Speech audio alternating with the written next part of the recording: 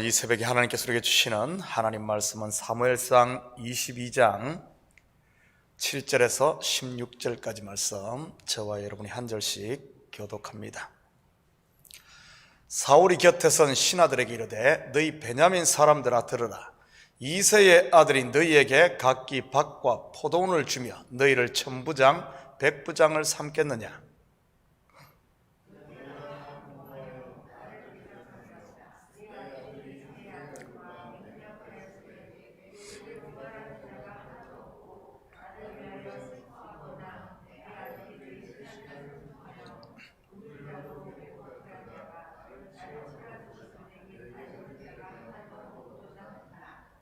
그때 에돔 사람 도액이 사울의 신하 중에 섰더니 대답하여 이르되 이새의 아들이 노베 와서 아히두베 아들 아히멜렉에게 이른 것을 내가 보았는데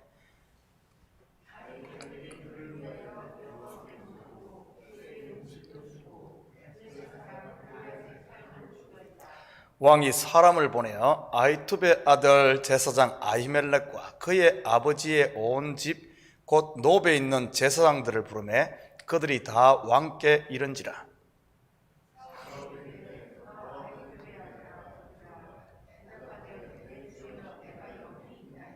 사울이 그에게 이르되 내가 어찌하여 이새의 아들과 공모하여 나를 대적하여 그에게 떡과 칼을 주고 그를 위하여 하나님께 물어서 그에게 오늘이라도 매복하였다가 나를 치게 하려 하였느냐 하니,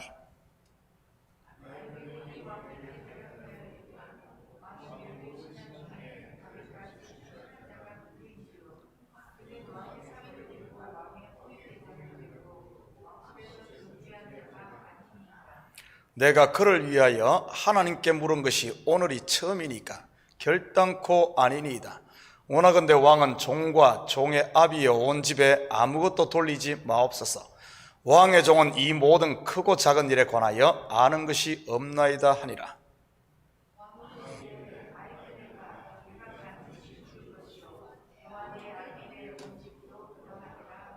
아멘.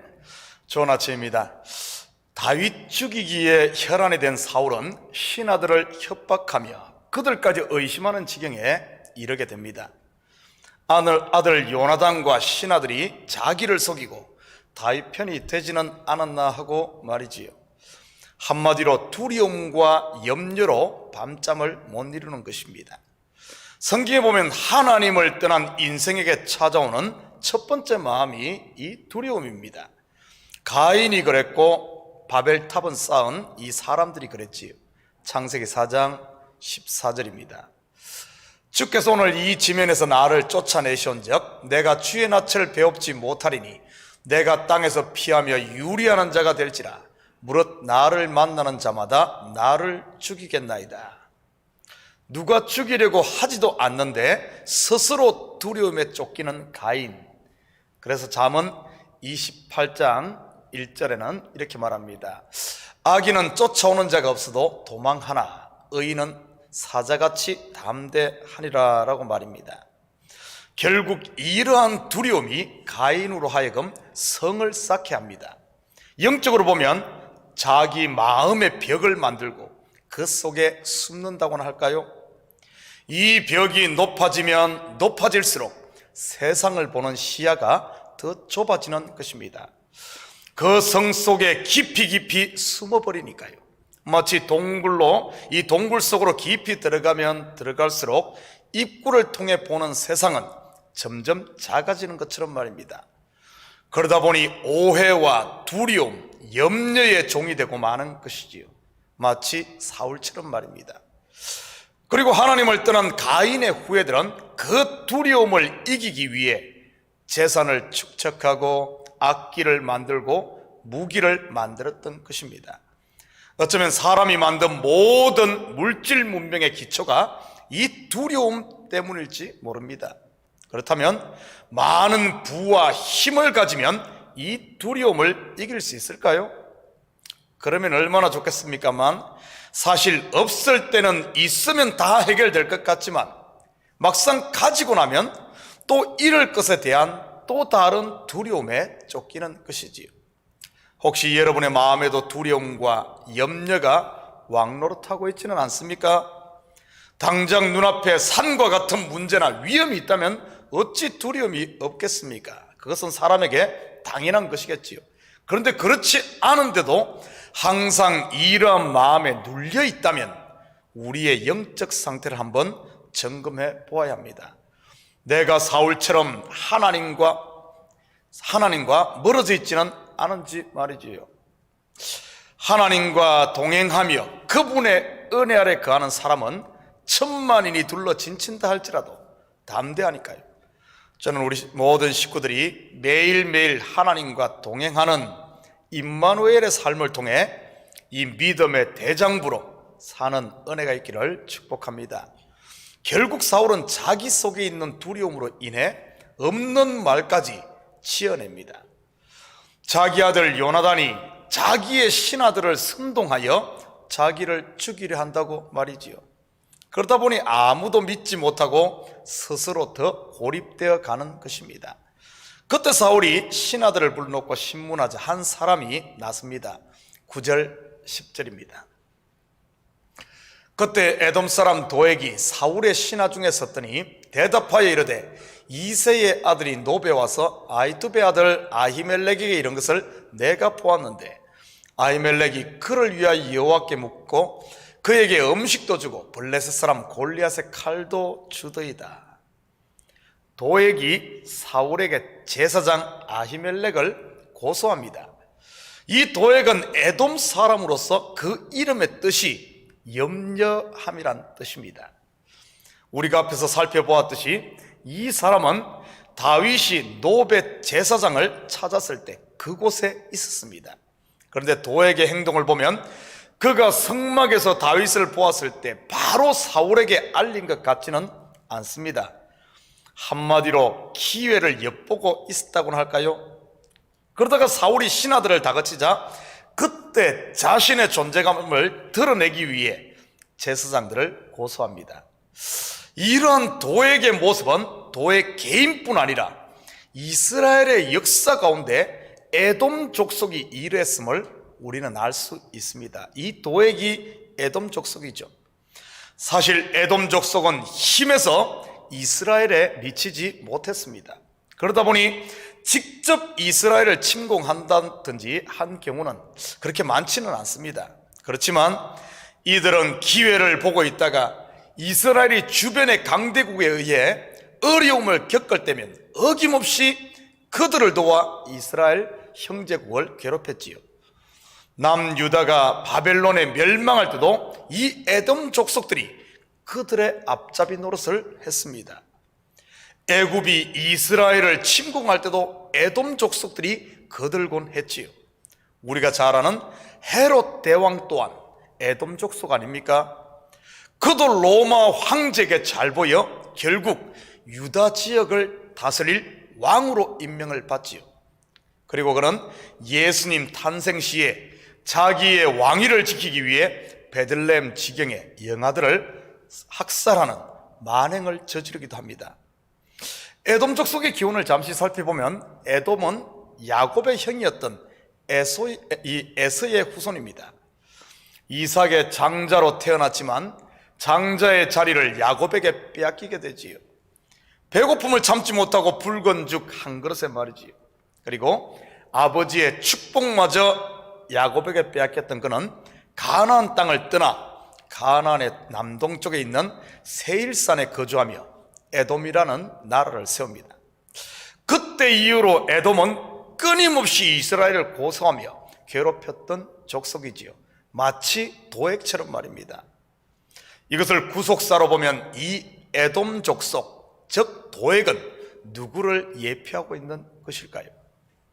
장자였지만 그 자리를 잃어버리고 끊임없이 하나님의 백성들을 고소하는 존재 말이지요. 바로 율법입니다. 이 율법이 하나님의 자녀들을 고소하지 않습니까? 요한복음 5장 45절입니다. 내가 너희를 아버지께 고소할까 생각하지 말라. 너희를 고발하는 이가 있으니 곧 너희가 바라는 자 모세니라. 모세는 율법을 대표하는 자로 바로 율법을 말하는 것이지요.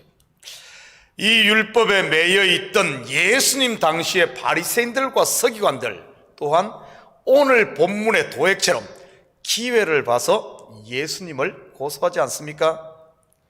혹시 우리 속에도 이 도액처럼 다른 사람을 고소하고 정죄하고픈 이런 마음이 있다면 이 시간 은혜의 비답해 나오시기 바랍니다.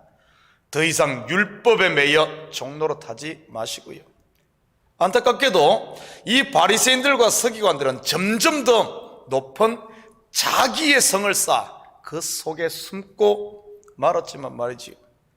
입만 열면 매사에 불평과 불만이 나오는 분은 안 계신가요? 성도의 입에서 이런 일이 일어나는 것은 지금 은혜의 자리가 아닌 악인의 꾀, 오만한 자와 자리를 같이 하고 있다는 신호임을 잊지 마시기 바랍니다. 은혜 아래에 있는 성도에게는 어떤 환경에 있다 할지라도 불평과 두려움이 아닌 담대함과 감사 그리고 기도가 나오게 되는 것이니까요. 그래서 사도 바울은 핍박 가운데서도 주의 재림을 기다리며 믿음으로 살고 있던 데살로니가 교인들에게 이렇게 권면하지 않습니까? 데살로니가전서 5장 16절에서 18절입니다. 항상 기뻐하라, 쉬지 말고 기도하라, 범사에 감사하라. 이것이 그리스도 예수 안에서 너희를 향한 하나님의 뜻이니라. 비록 지금 우리의 상황이 힘들고 어렵다 할지라도 기도하며 감사하는 성도들 되시기를 주님의 이름으로 축복합니다. 사울왕은 바로 사람을 보내 모든 노백 제사장들을 불러드립니다. 13절입니다. 사울이 그에게 이르되 내가 어찌하여 이새의 아들과 공모하여 나를 대적하여 그에게 떡과 칼을 주고 그를 위하여 하나님께 물어서 그에게 오늘이라도 매복하였다가 나를 치게 하려 하였느냐 하니, 사실 제사장 아히멜렉은 다윗이 사울왕에 의해 쫓기고 있었다는 사실을 전혀 알지 못했습니다. 그리고 제사장으로서 배고픈 자에게 떡을 줌으로 당연한 그의 도리를 했을 뿐이지요. 그런데 사울은 제사장 아히멜렉이 다윗과 공모하여 자기를 죽이려 한다고 오해를 해버립니다. 아히멜렉은 여러 말로 설명을 하지만 사울은 그의 말을 들으려고 하지 않지요. 귀가 막히고 눈이 감기고 이 마음이 둔해져 버렸으니 말이지요.